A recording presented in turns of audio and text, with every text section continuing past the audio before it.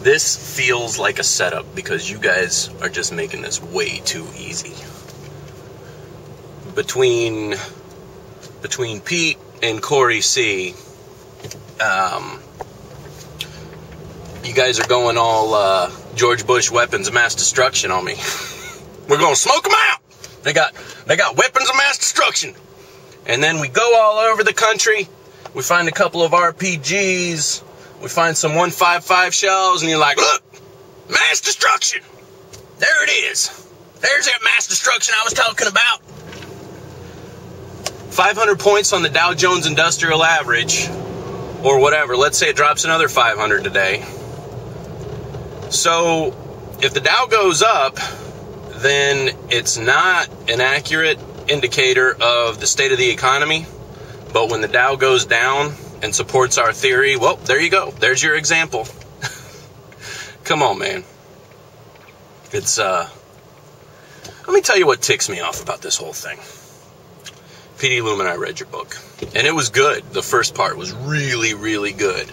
And I dig what you wrote down about when you were talking about petroleum and the amount of energy contained within petroleum allows us to live a leveraged lifestyle, and you need to recognize that and not take it for granted, and you need to understand how fragile that is.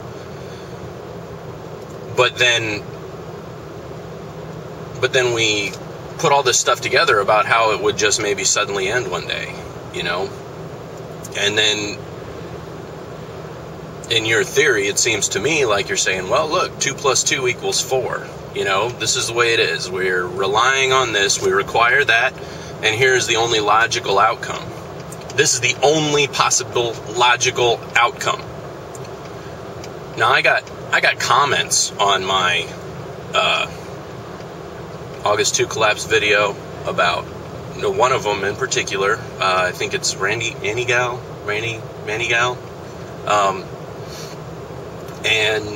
And they pointed out, well, you know, that was a lot of those people were taking into the account that the debt ceiling would be reached and nothing would happen, right?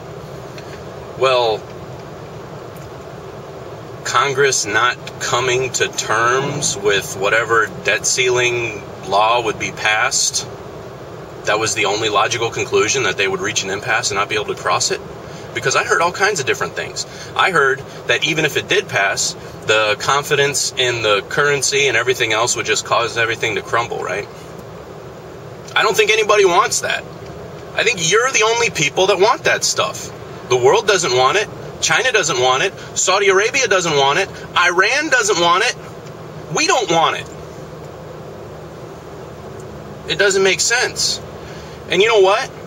On a macro level, if enough people get together and decide that they don't want something to happen, guess what? It doesn't happen. Let me tell you something.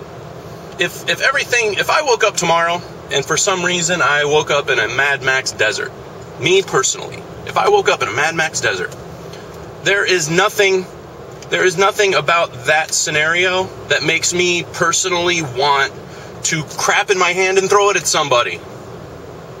Am I the only one? I don't think so. I like to bathe.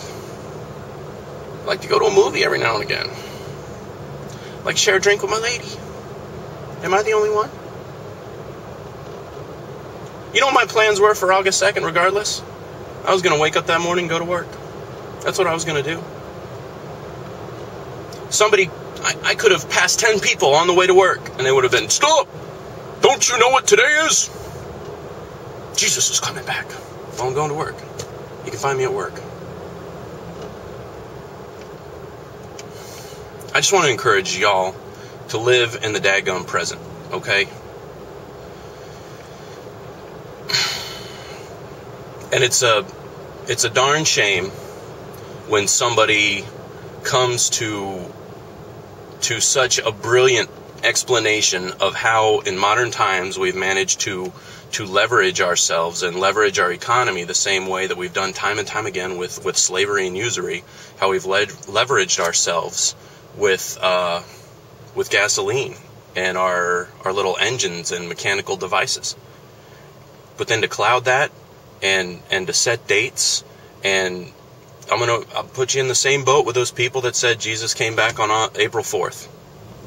Oh, got the YouTube, Jesus coming back April 4th. You know, everybody logs on. Oh yeah, April 4th, April 4th. Oh yeah, April 4th comes. April 5th.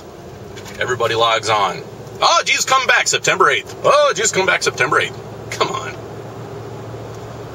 How many times does the National Guard need to invade New Jersey in October?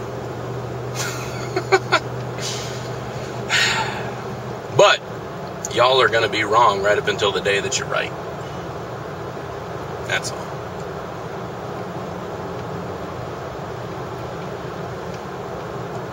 Now, me personally, am I just some sort of a tiptoe through the tulips person, and I just don't care, and we're all just traipsing along, and life is great? I'm not saying life is great, people.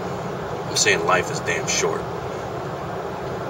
I've lost some people very, very close to me in the last couple of years. I mean, in close succession, and it was very sudden. And every single time, life is short. Life is short. Life is short. Every time it just rings true. You know, how many times do you have to help a friend when one of their children passes away? You know, come on. It just doesn't make sense to me. Live in the present. Do your best. You know, be prepared for what may come. But when we have to culminate and set to a date, what's the one thing that most of these little cults have in common? It's the end of the world, and you see them committing suicide. Well, we're quite a few years after Jonestown. You know, we're quite a few years after the Branch Davidians, and we're quite a few years after the Manson family. So, you know, there's your grain of salt.